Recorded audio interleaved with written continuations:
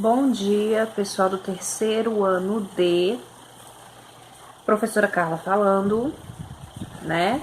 Assim, esse vídeo é pra gente dar uma certa revisada no que a gente iniciou agora recente, certo? Nós começamos esse segundo período com 3 conteúdos. Nós vimos até o momento a Grande Depressão, os fascismos e iniciamos a Segunda Guerra Mundial. Então esse vídeo é para eu dar mais ou menos uma explanação para vocês do conteúdo, para que possa ajudar vocês a responderem o questionário que eu coloquei lá no Google Sala de Aula, tá bom? Então vamos nessa?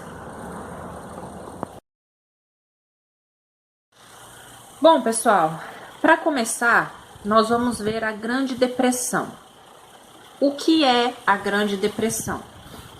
Foi, pessoal, o que nós chamamos de a crise de 1929, certo? Que, como vocês leram no livro de vocês, foi o momento em que a Bolsa de Valores de Nova York quebrou. E junto com ela, várias empresas, não só dos Estados Unidos, mas também do resto do mundo. Foi uma crise que afetou todo mundo, certo? Inclusive nós aqui do Brasil também.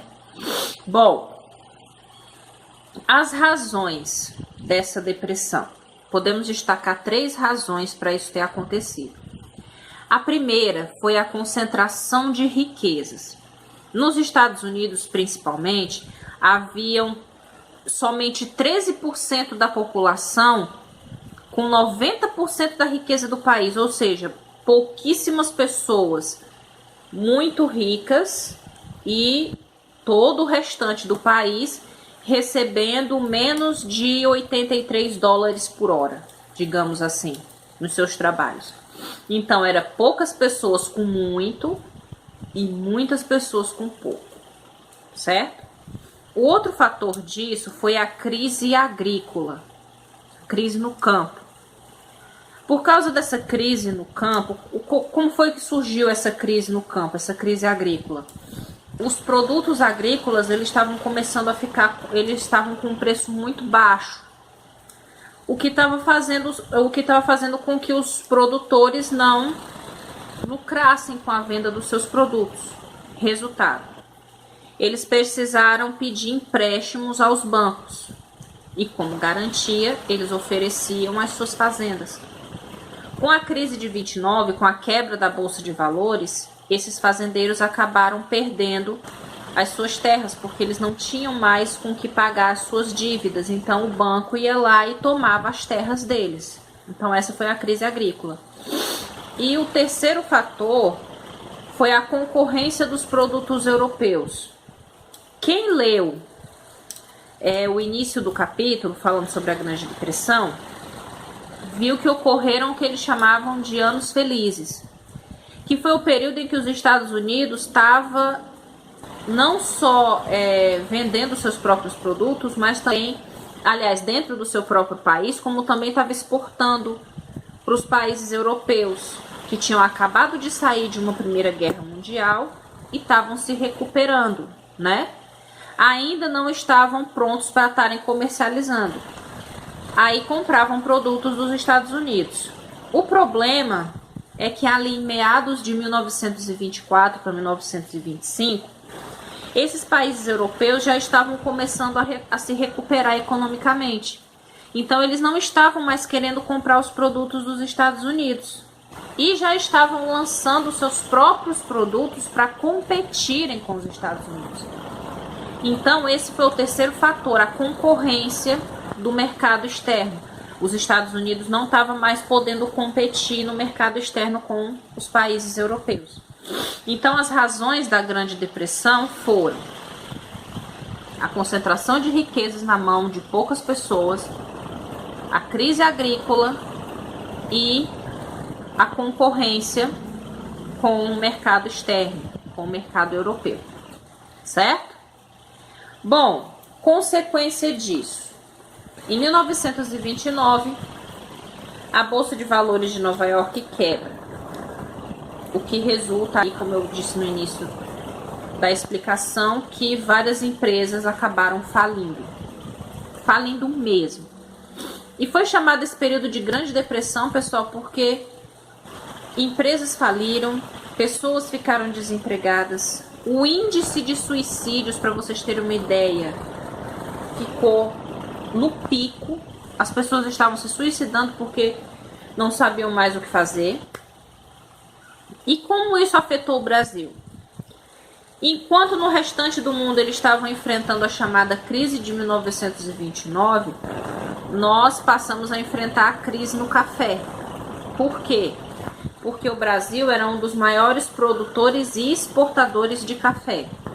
Com essa crise de 1929, não só os Estados Unidos, mas países da Europa ficaram sem dinheiro para comprar o nosso café. A gente não tinha para quem vender, e aí os cafés, as sacas de café começaram a acumular nos depósitos, começaram a apodrecer, não tinha para quem vender, ninguém comprava e o Brasil estava quebrando. Então foi assim que a crise de 1929 também nos afetou.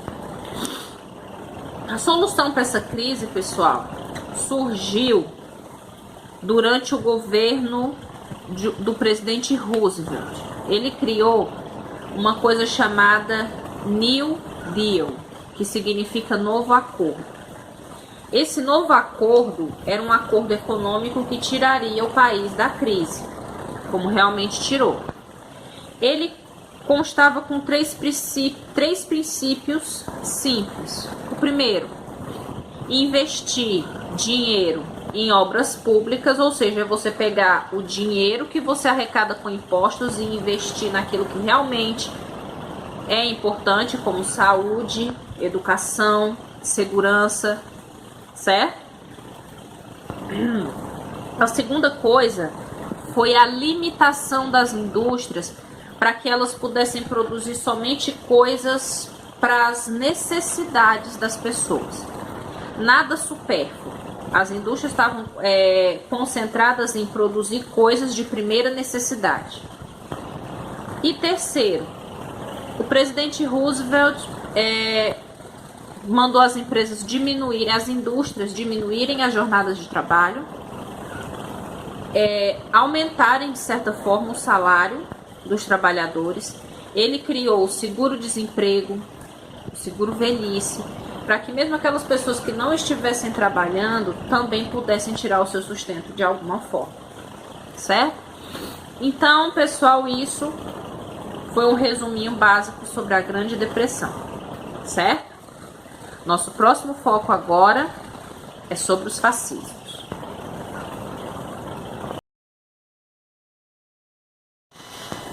Bom, pessoal, o nosso assunto agora é o fascismo, certo? Ou fascismos. Alguns autores colocam que não existe somente um fascismo, e sim vários, dependendo da nação, do governo que você esteja estudando. Bom, o fascismo, ele é um governo que é um regime, né, que nós podemos chamar de regime totalitário. E ele tem algumas características, características peculiares, características só dele. Por exemplo, o indivíduo, ele tem que se subordinar ao grupo, certo? Você não tem mais uma vontade individual, tudo é a vontade do grupo, certo? A segunda característica é a aversão à democracia. Regimes fascistas não acreditam na democracia, certo? Não acreditam que cada um tenha a sua liberdade de opinião, esse tipo de coisa. Eles não acreditam nisso, ok? Outra característica é o culto à violência. Por exemplo, se a coisa não pode ser resolvida na conversa, então a gente vai partir para a ignorância até a gente ter o que a gente quer. Eles acreditavam nisso. E eles também acreditavam que um povo poderia dominar outro povo, certo? Uma nação poderia se sobrepor a outra nação. Se ela se considerasse superior, se ela se considerasse mais forte, ela poderia ir lá e se sobrepor sobre uma nação que ela considerasse mais fraca. Tivemos dois exemplos disso, os dois exemplos principais. Na Itália, com o governo de Benito Mussolini, certo? Um governo fascista de Benito Mussolini. E tivemos na Alemanha, com o governo nazista de Adolf Hitler, certo? Cada um deles exerceu essa cultura fascista de uma forma, certo? Tinha algumas diferenças, mas eles praticamente agiam do mesmo jeito. Por exemplo, o que eles tinham em comum? O culto à imagem. Governantes fascistas gostam de cultuar a sua imagem. Benito Mussolini adorava tirar fotografias. Adolf Hitler gostava de discursar e gostava que as pessoas, que os jornais filmassem os seus discursos. Então eles tinham esse culto à imagem bastante explorado, certo? Outra coisa, eles acreditavam que a nação, o país, ele tinha que vir acima de qualquer outra coisa. O seu amor pelo seu país, ele tinha que ser maior do que tudo. Então, é uma outra característica desses regimes totalitários, é esse amor exacerbado pela pátria, que seria o suficiente para você fazer qualquer coisa pelo seu país, certo? Na Alemanha, no regime nazista da Alemanha, eles acreditavam em algo como superioridade de raças. Hitler chamava os alemães de raça ariana, certo? Por consequência disso, ele dizia que a raça ariana era melhor do que as outras raças, do que os outros povos. O que para ele servia como motivação para ele invadir outras nações, né? Alegando que a Alemanha precisava de um espaço vital. Então ele justificava várias ações do regime nazista, várias invasões principalmente, com essa coisa na cabeça dele de espaço vital, certo? Os nazistas também eram antissemitas. Quer dizer o quê? Que eles culpavam os judeus por tudo de ruim que tinha acontecido na Alemanha. Os judeus e os comunistas. Então eles achavam que a Alemanha estava passando por uma crise, então essa crise era culpa dos judeus, era culpa dos comunistas, certo? E é mais ou menos isso, pessoal. Regimes fascistas, regimes totalitários, eles têm um pensamento muito parecido. O tipo de governo que Mussolini exercia na Itália não era diferente do tipo de governo que Adolf Hitler exerceu na Alemanha nazista, certo? Então, vamos ao nosso terceiro e último ponto, que é o início da Segunda Guerra Mundial.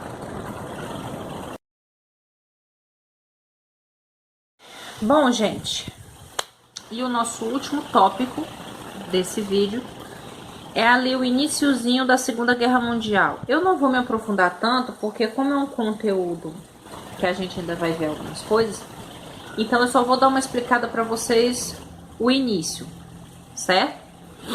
Bom, junto com a Itália e a Alemanha, eles resolveram chamar um outro país para fazer parte dessa ideologia que eles tinham, que foi o Japão, certo? Ali a partir de 1930, esses três países começaram a sua empreitada invadindo novos territórios, invadindo outros países, certo? Aí, como foi que os outros países reagiram em relação a isso? Lá para meados de 1938, houve uma conferência, né, chamada Conferência de Munique. E lá, eles queriam, eles queriam de certa forma apaziguar as relações com a Alemanha. Afinal afinal de contas, um dos motivos da Alemanha estar se comportando daquela forma foi por causa do Tratado de Versalhes, que foi um tratado que a Alemanha, na Primeira Guerra Mundial, onde ela não só concordava em indenizar os outros países que participaram da guerra e que venceram, como ela também concordava em ceder partes do seu território aos países vencedores. Ou seja, o que para o restante dos países foi um tratado, para a Alemanha foi uma humilhação. Então, eles já entraram nesse início de Segunda Guerra tratando esse assunto como uma vingança pessoal, digamos assim. Mas nessa conferência de Munique, países como França e Inglaterra queriam apaziguar as coisas com a Alemanha. Por isso foi chamado de política de apaziguamento, que tratava-se mais ou menos de quê? Ceder territórios para a Alemanha, para ver se ela se acalmava, se ela baixava a bola dela e ficava por ali. Territórios esses como a Polônia, por exemplo. Então, o início da Segunda Guerra Mundial pode ser marcado pela invasão da Polônia, certo?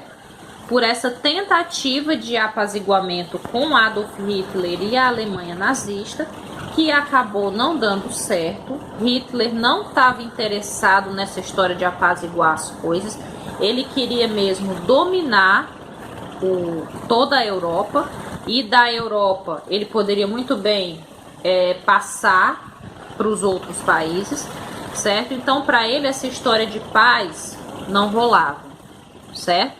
E ele acabou trazendo a Itália e o Japão para esse barco, para pensar da mesma forma que ele, ok?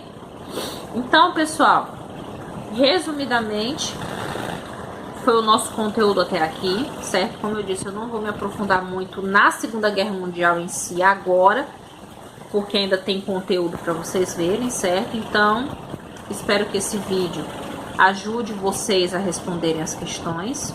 Qualquer dúvida, eu vou estar no privado, tá bom? Vou estar no PV.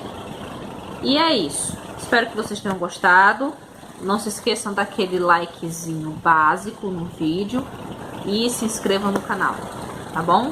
Então, beijo para vocês e bons estudos.